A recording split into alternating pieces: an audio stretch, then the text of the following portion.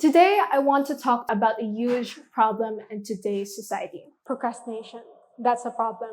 Procrastination is something that hinders us from having that insurance, that dream job, that dream school, or even a perfect health. Christopher Parker said this: procrastination is like a credit card. It's a lot of fun until you get the bill. Instead of spending money like with the credit card, we spend our time. Of course, it may seem fun, but when we look back, we can see all the time spent on unimportant things. It says in Proverbs 6, verse 10 to 11, a little extra sleep, a little more slumber, a little folding of the hands to rest, then poverty will pounce upon you like a bandit, and scarcity will attack you like an armed robber. We all tend to procrastinate in one way or another. It is something that many, if not all of us, do.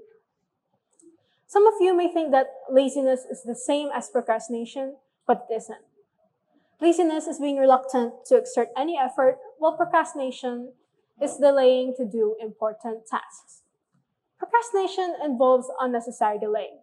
And when we procrastinate, we ruin our lives by doing nothing when we should be finishing goals and ticking priorities off checklists. So today, I want to share with you 3 tips to overcome procrastination.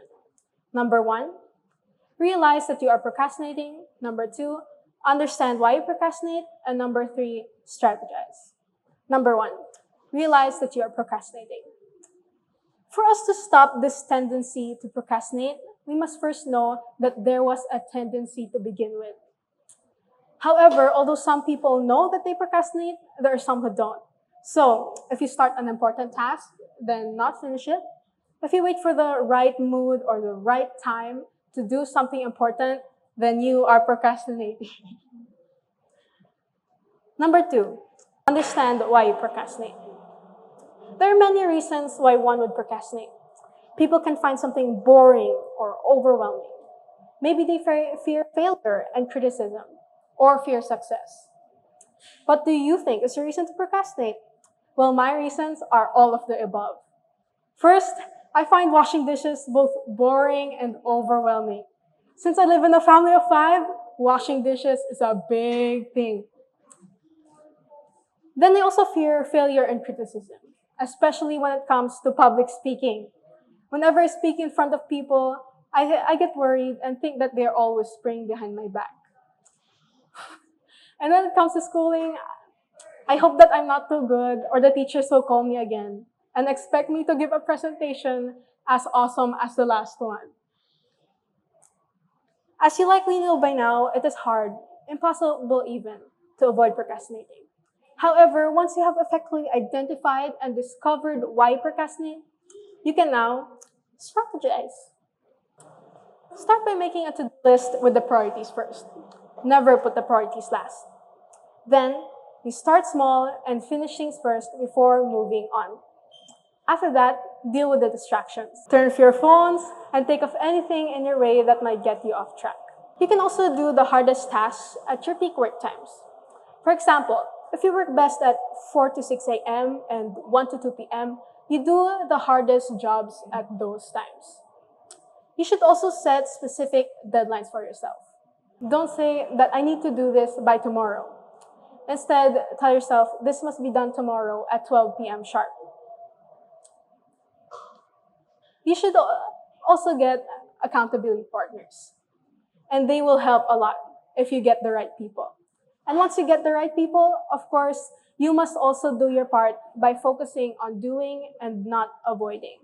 And most importantly, don't self-sabotage yourself. Don't say, I need to do this, I have to do this. Instead, tell yourself, I choose to do this. I relate to this personally because I am an avid and experienced procrastinator. I procrastinate all the time, and I hope that none of you will follow my example. For instance, all of my portfolio reviews and school presentations involve me procrastinating, stressing, and tasting the bittersweet taste of last-minute panic. Why bittersweet? Well, when I procrastinate, I produce rushed work. And not finishing on time increases the chances of things going wrong for me, causing me to slowly lower my belief in myself. And ultimately, Procrastination takes a toll on my physical health. Staying up late and not eating to finish on time is my number one go-to during incomplete projects. However, after using the 3 tips to overcome procrastination, I was able to get things done. I was able to lessen the many times I procrastinate. Overcoming procrastination is a battle of wins and losses, mostly losses. Nevertheless, in spite of all the losses, we can achieve our goals of a better future. By realizing, understanding, and strategizing, we can be one step ahead of tomorrow. We can achieve our goals of a better tomorrow.